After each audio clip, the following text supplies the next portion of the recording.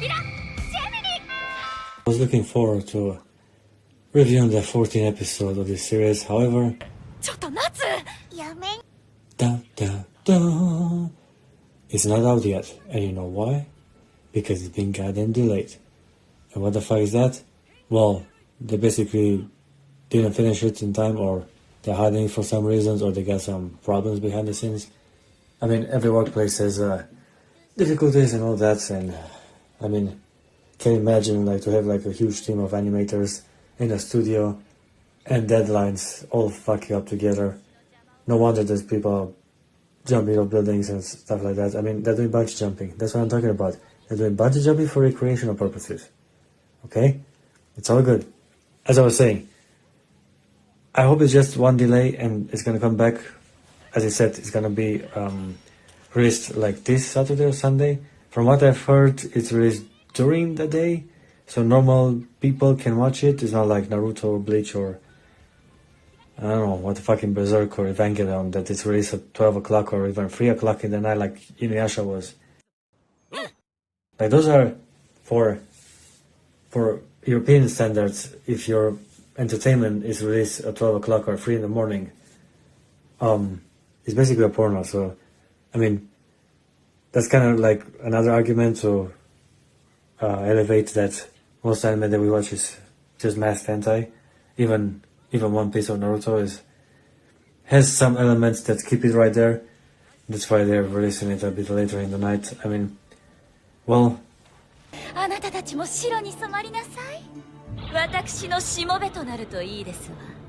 guess that's why we're getting in the afternoon. Hey, something good for everyone. As I was saying, I think they blew their budget on Urza vs. Laxus, or they got some hold up because of that.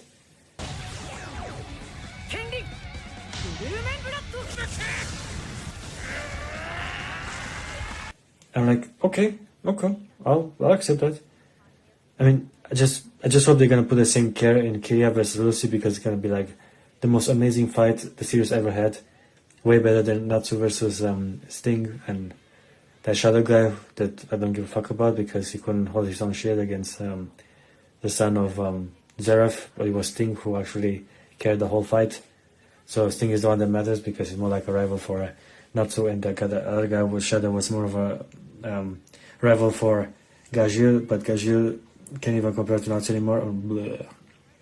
We're getting a lot of arguments that I already touched upon so far, but from the first, they released like a recap video of Lucy's like journal, because she's a writer and she puts things on paper and stuff. So that's kind of scary.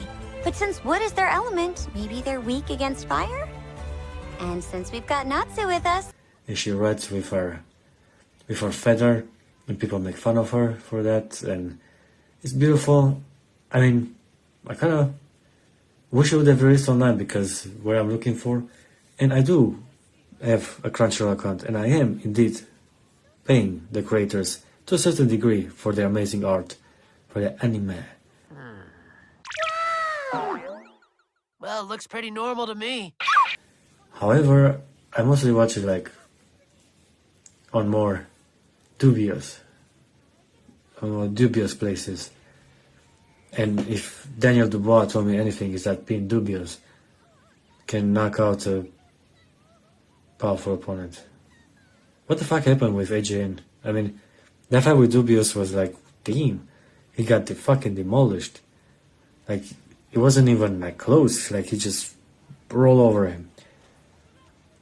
I like the fight with Urza and Laxus, that was really close, and I actually got this mime which is really funny, because she's like, how can you be so strong? And it's like, well, throughout the series, Laxus was able to take on 3 or 4 Fairy Tail members, like top tier Fairy Tail members. Like the only man stronger than him is Gildarts, arguably, but even so, in my opinion, Gildarts will lose against Laxus, who actually gives his all.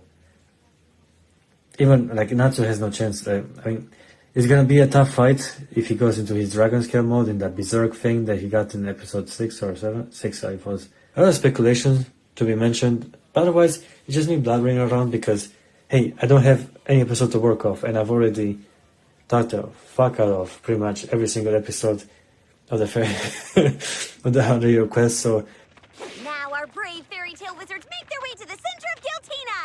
I'm fired up too! this is me just like wanking shit up. But I was saying maybe I should do a recap and say that this has been a pretty amazing journey. Is that true? It's very beautiful what they achieved. They have great animations compared to season 3. It's a huge leg up.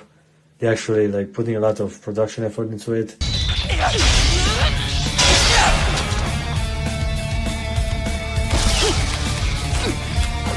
Amazing! And I like how they're adapting the manga. They are letting themselves as much time as possible.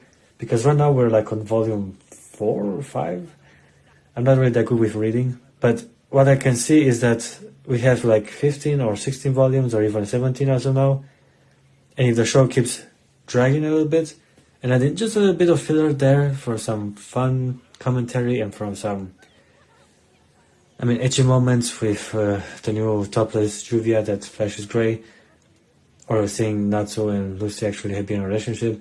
I'm okay with it, it's fun. As long as it's not an arc or filler, as long as it's a filler episodes that are fun and sketchy, it's okay.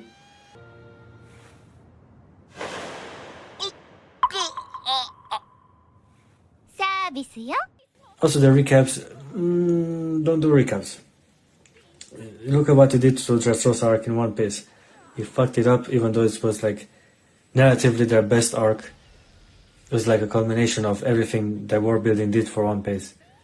And they kind of like shade on the animations because lame.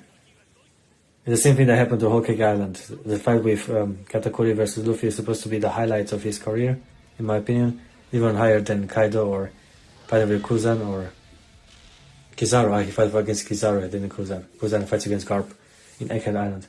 I'm not a One Piece expert, okay? I watch Fairy Tail, alright? I've made it abundantly clear there's nothing I can't cut. That's what I'm here. So, as I was saying, the society was pretty good. I really liked Trafalgar Law had a very, very main character-ish moments. And the Flamingo was like an amazing villain. What a small petty trick. Way more charismatic, way more interesting. It's kind of like the Joker of the One Piece universe.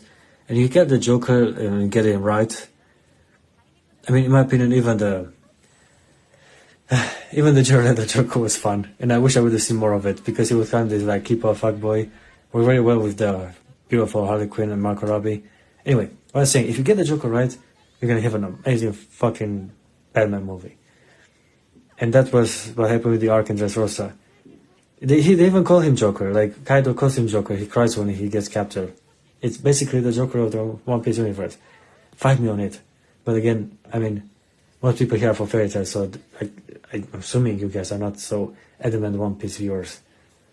As I was saying, I'm really glad for this season. I'm glad it happened. I really like the symbol of all the dragons, how they have to complete and eliminate. It's very beautiful what they achieve. I am glad we actually get to see this. Because I bought some of the manga and I was like, damn, when are we going to get an anime adaptation of this? 2021, it was actually confirmed. Or even 2020, I posted on my Facebook.